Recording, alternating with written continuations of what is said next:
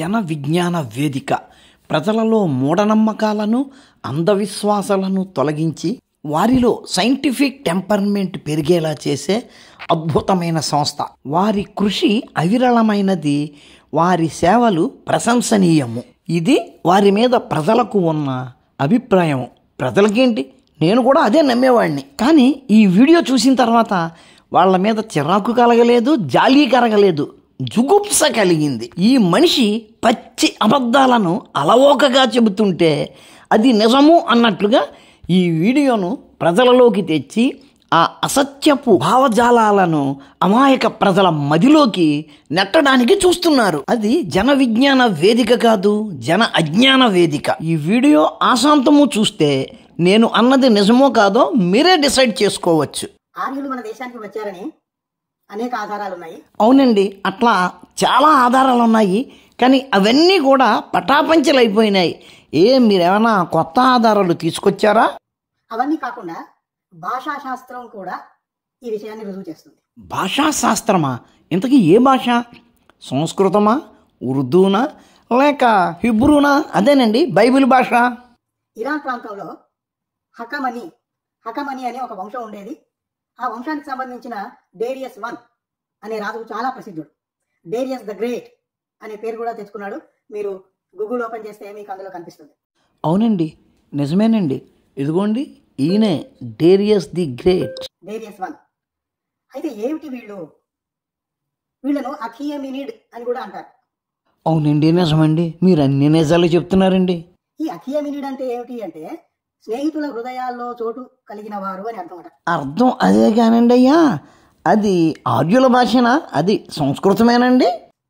అంటే ఈ వంశంలో ప్రసిద్ధుడైన రాజు ఆయన డేరియస్ I సాధారణ శకానికి ముందు 550 నుండి 486 మధ్యకాలంలో జీవించాడు. ఆయనే డేరియస్ I. డేరియస్ I గారే 550 నుంచి 480 మధ్యలో. అంటే ఆయన వెనకాల వాళ్ళు ఇంకా వెనకాలే కాబట్టి ఈ 550నే ఖాయం చేసుకుందాం అండి. ఈ హకమని వంశం వారు మేము ఆర్యపుత్రులము అని గర్వంగా చెప్పుకున్నారు. ఏమిటి, వాళ్ళు మేము ఆర్యపుత్రులము అని గర్వంగా చెప్పుకున్నారా? ఎక్కడా ఆ ఆధారాలు చూపించలేదే. నోటితో అంటే సరిపోతుందా? ఓకే. కానీ ఇక్కడ చూడండి, సామాన్య శకానికి ముందు 6వ శతాబ్దం నుంచి 4వ శతాబ్దం మధ్యకాలంలో ఈ అకమెనిడ్ సామ్రాజ్యం సింధు లోయలోని చాలా ప్రాంతాలను స్వాధీనం చేసుకుని పాలించింది. ఈ అకమెనిడ్లు పర్షియాలో ఒక సామ్రాజ్యాన్ని ఏర్పరచుకుని వారు విస్తరించి అభివృద్ధి చెంది అప్పుడు ఇండస్ వ్యాలీ మీద దాడి చేశారు. ఇండస్ వ్యాలీ మీద దాడి చేసి ఆర్యుల మీద ఆధిపత్యం సంపాదించే నాటికే అకామెనిడ్లు అక్కడ ఉన్నారు. అప్పటికే అక్కడ ఉన్నవారు ఆ తర్వాత వారు స్వాధీనం చేసుకున్న వారి బిడ్డలము అని చెప్పుకున్నారా? ఇట్లా బుర్ర లేకుండా మాట్లాడుతూ ఉంటే మా మాస్టారు వాడిని పకోడీగాడు అనేవారు. ఆర్యపుత్రులమని గర్వంగా చెప్పుకున్నట్టు వాళ్ళ శిలాశాసనాల ద్వారా తెలిసింది. వాళ్ళు గర్వంగా ఆర్యపుత్రులము అని చెప్పుకున్నారు అంటే దాని అర్థం ఇండస్ వ్యాలీలో పుట్టిన వాళ్లే ఆ పర్షియాకు వెళ్ళి అక్కడ రాజ్యం స్థాపించారు అని అర్థం. నీకు నాకు మనిద్దరికీ బాగా తెలుసు ఆర్యుల భాష సంస్కృతం అని. మరి వాళ్ళ శిలాశాసనాలు సంస్కృత భాషలోనే ఉన్నాయా? పకోడి నువ్వే చెప్పాలి. అట్లాగే వీళ్ళే ఈ అకమని వంశం వారు ఆర్యపుత్రులమని గర్వంగా చెప్పుకున్న వాళ్ళు భారతదేశానికి వచ్చారని ఆధారాలు కూడా దొరికినాయి. చారిత్రక ఆధారాలు ఉన్నాయి. వాళ్ళు భారతదేశానికి వచ్చారు అనడానికి చారిత్రక ఆధారాలు ఉన్నాయి అంటారేమిటండి పకోడీ గారు? ఏకంగా 130-140 సంవత్సరాలు వాళ్ళు ఈ భారతదేశంలోని కొంత భాగాన్ని పాలించారు అని చరిత్ర చెప్తుంటే ఇంకా ఆధారాలు ఉన్నాయి అంటారు. అంటే వాళ్ళు ఇక్కడికి వచ్చి యుద్ధం చెయ్యకుండానే వారు ఇక్కడి సామ్రాజ్యాల మీద ఆధిపత్యం సంపాదిస్తారా? మీకు కామన్ సెన్స్ లేకపోవచ్చు, కానీ మాకుందండి. అందుకే కదా మిమ్మల్ని పకోడీ అన్నది. సో వీటన్నిటి బట్టి మనం అర్థం చేసుకోవాల్సింది ఏంటంటే వీళ్ళు వచ్చి ఇక్కడ కొన్ని విషయాలు గమనించి వాళ్ళకి ఆశ్చర్యంగా అనిపించిన వాటికి వాళ్ళు కొత్త పేర్లు పెట్టుకొని చలామణిలోకి వచ్చారు. అయితే ఆ కొత్త పేర్లు వాళ్ళు పెట్టినవి ఈ దేశంలో ప్రజలు స్వీకరించి వాటిని ఇప్పటి వరకు కూడా వాడుతున్నారు. వాళ్ళేవో ఇక్కడ కొత్తగా చూసి వాటికి కొత్త పేర్లు పెడితే ఆ పేర్లు ఇప్పటికీ వాడుతున్నారు అని పెద్ద విచిత్రంగా చెబుతారు. ఇంగ్లీష్ భాషలో చూసుకుంటే సవా లక్ష భాషల నుంచి అందులోకి పదాలు వచ్చినాయి. ఒక భాషలోని పదాలు ఇంకొక భాషలోనికి రావడం సర్వసాధారణం. అయినా వీళ్ళ భాష సంస్కృతం కాదు. ఈ 2-3 విషయాలు మీకు గుర్తు చేద్దామని నాకు అనిపించింది. ఒకటి, వాళ్ళు మన దేశానికి వచ్చినప్పుడు మొదటగా వాళ్ళకి ఇక్కడ బావులు కనబడ్డాయి. ఈ బావులు వాళ్ళకి అక్కడ లేవు. అలాగే మన ఏనుగులు ఇక్కడ ఆసియాలో ఉన్నాయి కానీ అక్కడ లేవు. అట్లాగే చింత చెట్టు ఈ ప్రాంతంలోనే ఉంది, అక్కడ అరబ్ వాళ్ళకి లేవు. వీటిని వాళ్ళు చూసి ఆశ్చర్యపోయి విస్మయానందులైపోయి వాటి కొత్త కొత్త పేర్లు పెట్టుకొని ఎట్లా వచ్చారు అనేది మాట్లాడతాను. ఏముందండి, ఎవరైనా ఒక కొత్త వస్తువును చూసినప్పుడు దానికి తగ్గ పేరు వాళ్ళు ఊహించుకుని పెట్టుకుంటారు. బావులు అంటే ద స్టోరేజ్ ఆఫ్ వాటర్. వాళ్ళు ఏమన్నారంటే దాన్ని ఆగార్ అంటే వాళ్ళ భాషలో. ఏ భాషలో? వాళ్ళ భాషలో. అంటే అర్థం ఏంటి? మన భాష మాత్రం కాదు. మన భాష ఏంటి? సంస్కృతం. మనము అంటే ఎవరి గురించి మాట్లాడుతున్నాను? ఆర్యుల భాష సంస్కృతము. వాళ్ళ భాషలో అంటున్నావు అంటే వాళ్లకు సంస్కృతానికి సంబంధం లేదు. ఇది మీరే చెబుతున్నారు. స్టోరేజ్. మనం ఇంద్రుడు వర్షం కురిపిస్తాడు అని వాళ్ళకు భావన ఉంది. అంటే వాళ్ళు ఇంద్రుడు అన్న ఇందర్ అన్న నీరు అని అర్థం వాళ్ళకు. ఇందర్ అన్న ఇంద్రుడు అన్న నీరు అని అర్థం వాళ్లకు. ఇంతకీ ఏ భాషలో వాటికి నీరు అని అర్థం? మీరు చాలా క్లియర్గా చెప్పాలి. ఆ ఇందర్ ఒక చోట ఉంది కాబట్టి ఆగార్ అంటే ఖజానా, నీటి ఖజానాను వాళ్ళు బావులను చూసి నీటి ఖజానా అని అనుకున్నారు. అదొకటి. ఆ ఇందర్ ఆగారే వాడుకలో ప్రకృతి వికృతులుగా అయిపోతాయి కదా పదాలు, అపభ్రంశం అయిపోయి ఉత్తర భారతదేశంలోని అనేక హిందీ మాండలికాల్లో, భోజ్పురి లాంటి మాండలికాల్లో ఆ పదాలు మారిపోయి ఇంద్రాగార్ పోయి ఇందారా అయింది, ఇనారా అయింది, ఇనార్ అయింది, అనేక రకాలుగా మారిపోయింది. ఏంటి? ఒక పదం ఆ భాషలోంచి ఈ భాషలోకి వచ్చింది కాబట్టి వీళ్ళందరూ అక్కడి నుంచి ఇక్కడికి వలస వచ్చారు అని ఇన్ఫరెన్స్ తీస్తున్నారా? మా బాబే, మా పకోడీయే, పూజ్య కన్నా పకోడీ. సరే, అది అట్లా ఉండనియండి. సో ఈ భాషా పదాలన్నీ ఉత్తర భారతదేశంలో ఇప్పటికీ వాడుకలో ఉన్నాయి. అవి ఎందువల్ల వచ్చాయి? హకమనీ వంశం వారు ఆర్యపుత్రులమని గర్వంగా చెప్పుకున్న వారు భారతదేశానికి వచ్చి పెట్టిన పేరు అది ఇక్కడ మనకు కనిపిస్తుంది. ఆడెవడో ఆర్యపుత్రులము అని చెప్పుకున్నాడు, వాడు ఇక్కడికి వచ్చి ఏదో ఒక పేరు ఉపయోగించాడు, అందుకని ఇక్కడ వాళ్ళందరూ అక్కడి నుంచి వచ్చినట్లా. ఇట్లాంటి కథలు నేను అల్లగలను. ఒక కథ మీకు చెప్తాను చివరిలో. నేను ఇందాక చెప్పినప్పుడు భాష వల్ల కూడా ఆర్యుల రాక మనకు తెలుస్తుంది. ఒరే పకోడి, నువ్వు మహాజ్ఞానివి, ఆ జన విజ్ఞాన వేదిక వాళ్ళు ఇంకో మహాజ్ఞానులు. ఆ పదం ఎక్కడి నుంచో ఇక్కడికి వచ్చింది కాబట్టి ఆర్యులు బయట నుంచి వచ్చారు అంటున్నావు. మరి సంస్కృతంలో ఉన్న పదాలు చాలా వరకు చైనాలో ఉన్నాయి, మరి అక్కడి నుంచి రావచ్చుగా. అలాగే రష్యన్ లాంగ్వేజ్లో కూడా ఉన్నాయి, మరి అక్కడి నుంచి కూడా వచ్చి ఉండవచ్చుగా. మీరు చూడడానికి చాలా పెద్ద మనిషిలా ఉన్నారు, కానీ మిమ్మల్ని ఏకవచనంలో పిలవడానికి మనసొప్పట్లేదు. కానీ మీ నీచ స్థాయి ఆలోచన పద్ధతులను చూస్తుంటే అట్లాగే పిలవాలనిపిస్తుంది. ఏనుగులు విచిత్రంగా ఉన్నాయి, అన్ని 4 కాళ్ళ మీద నడుస్తున్నాయి. ఏనుగులు కూడా 4 కాళ్ళ మీద నడుస్తున్నాయి, కానీ వాటికి ఇంకొక అవయవం ప్రత్యేకంగా ఉంది, తొండం. అది ఎట్లా పనిచేస్తుంది? మనకు కనుక చేయి పనిచేసినట్టుగా తొండం ఏనుగులకు పనిచేస్తుంది. వాళ్ళు దాన్ని చూసి ఏమన్నారంటే చేయి గల జంతువు అన్నారు. ఏనుగును వాళ్ళు హస్తి మృగ అన్నారు, అంటే హస్తం గల మృగము. పకోడీ గారు ఒక్కసారి ఇక్కడ చూడండి. డేరియస్కి ముందు, డేరియస్కి తర్వాత కూడా అకమెన్స్ వాడిన భాష ఓల్డ్ పెర్షియన్. ఓల్డ్ పెర్షియన్లో హ్యాండ్ లేదా చెయ్యి అన్న పదానికి హస్తము అని అర్థం ఉందా? ఎక్కడుందండి? ఓహో, అందుకే కదా మిమ్మల్ని పకోడీ అనేది. ఇట్లా ఈ పదాలన్నీ ఎట్లా అయితే వచ్చాయో ఇవన్నీ వాళ్ళు వచ్చిన తర్వాత తయారైన పదాలు. ఇవన్నీ వాళ్ళు వచ్చిన తర్వాత తయారైన పదాలు ఇవన్నీ అన్నారు. ఏవన్నీ? 1-2 చెప్పారు. ఒకవేళ అంతకంటే ఎక్కువ పదాలే వారి భాష నుంచి ఇక్కడికి వచ్చి ఉంటే ఆ మనుషులు వచ్చినట్లు కాదు కదా. ఒకవేళ నిజంగానే వాళ్ళే ఇక్కడికి వచ్చి ఉంటే ఇక్కడ వాడుకలో ఉండవలసిన భాష పెర్షియన్, అంతేగాని సంస్కృతం కాదు. వాళ్లకు ఈ చింత చెట్టు, ఇంత పెద్ద చెట్టు వాళ్ళు ఎప్పుడు చూడలేదు. అక్కడ వాళ్ళకు ఉన్నవి ఖర్జూర చెట్లు మాత్రమే. ఆ ఖర్జూరను వాళ్ళు ఏమంటారు? తమరే అంటారు.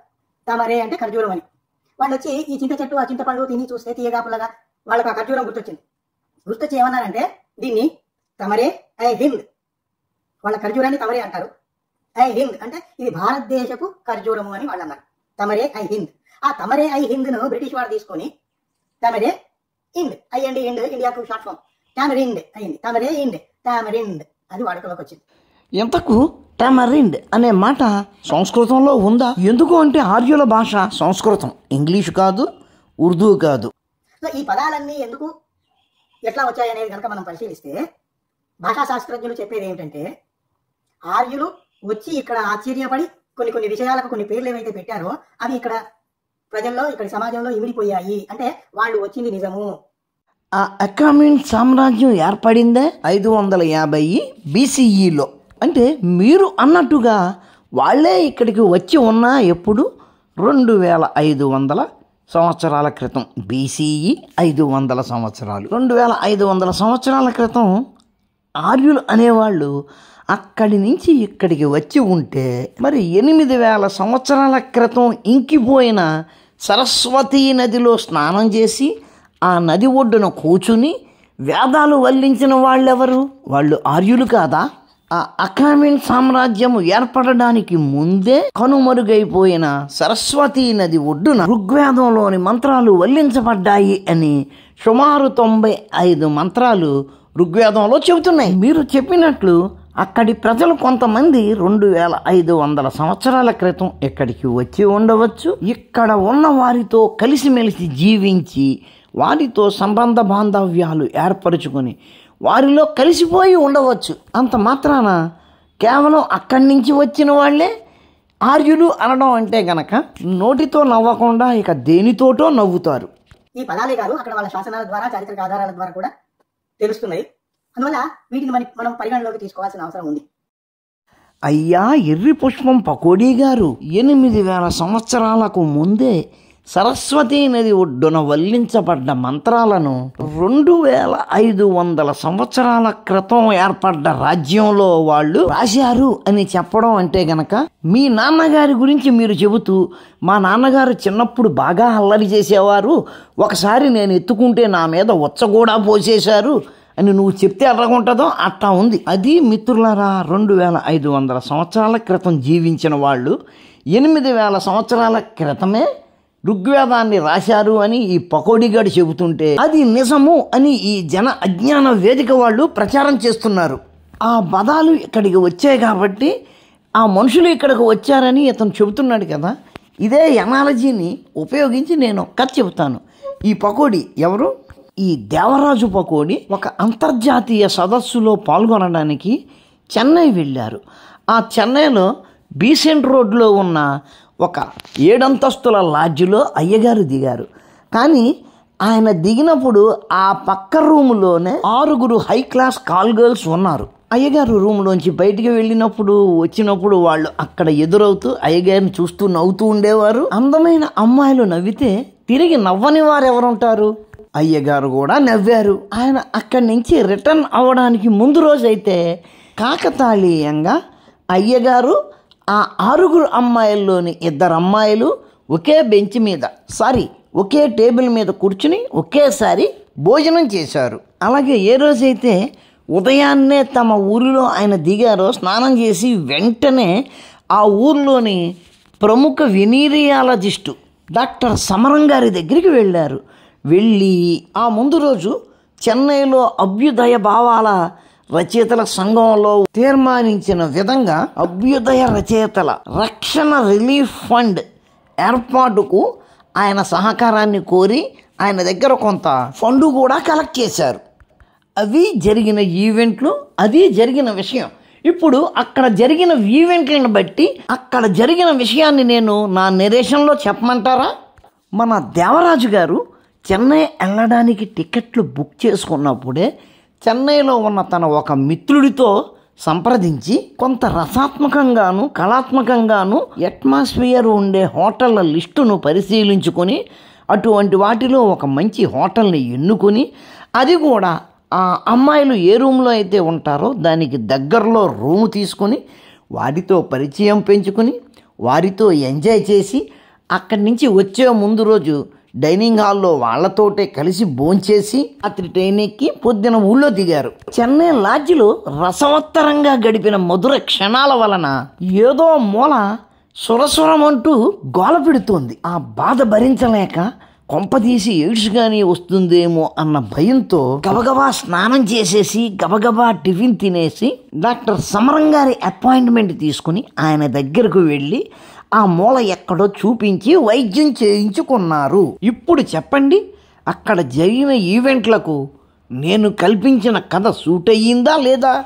ఓల్డ్ పర్షియన్ మాట్లాడే రాజు పాలించే ప్రాంతం ఒక సంస్కృతంలో మాట్లాడుకునే ప్రాంతం మీద సుమారు 130-140 సంవత్సరాలు ఆధిపత్యం చెలాయించింది.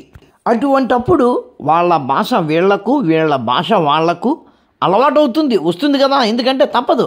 వాళ్ళు వీళ్ళు మాట్లాడుకున్నప్పుడు ఆ 2 భాషల్ని ఉపయోగించే మాట్లాడుకుంటారు. అట్లా 2 భాషల వాళ్ళు ఒక 100 సంవత్సరాలకు పైబడి మాట్లాడుకుంటూ ఉంటే వాళ్ళ భాషలోని పదాలు వీళ్లకు, వీళ్ళ భాషలోని పదాలు వాళ్లకు అలవాటు అవ్వడము, వాటిని వాళ్ళు ఉపయోగించడం అనేది జరగడం సర్వసాధారణం. అంత మాత్రాన ఆ మనుషులే ఈ మనుషులు అనడం పచ్చి అబద్ధం. చరిత్ర చెప్తుంది వాళ్ళు ఇక్కడి ప్రాంతాలను పాలించారు అని. దాన్ని కూడా వీళ్ళు మసిపూసిస్తే అట్ట వాళ్ళ ఎగ్జిస్టెన్సే 2500 సంవత్సరాలు అయినప్పుడు 8000 సంవత్సరాలకు ముందు నుంచి అక్కడ ఉన్నవారితో వీళ్ళు మింగిల్ అయిపోయి కలిసిపోయే అవకాశం ఉంది. అక్కడి వాళ్ళు ఇక్కడికి వచ్చినా సరే వాళ్ళు ఆర్యులు కాదు, ఆర్యులలో కలిసిపోయిన వారు మాత్రమే. అలా ఎలా అంటావు? వీడు పకోడీగాడే అయితే ఈయనకు ఇన్ని అవార్డులు ఎలాగొస్తాయి అని నువ్వు అడగచ్చు. ఈ ప్రపంచంలో ఒక్కసారి చూసుకో, తమ దేశం మీద ద్వేషం ప్రకటించిన వారికి మాత్రమే అవార్డులు, ప్రైజులు వస్తూ ఉంటాయి. ఎందుకు అంటే ఆ అవార్డులు ఇచ్చే స్థానంలో అటువంటి కమ్యూనిస్ట్ భావజాలం ఉన్నవాళ్లే ఎక్కువ మంది ఉంటారు. అదే మిత్రులారా, ఆ చెన్నై నుంచి వచ్చిన తర్వాత అదేదో పట్టుకుని ఆయన డాక్టర్ సమరం గారి దగ్గరికి వెళ్ళారో లేదో ఆయనే చెప్తారు. ఉంటాను. నమస్కారం. మతోన్మాదంపై రామబాణం.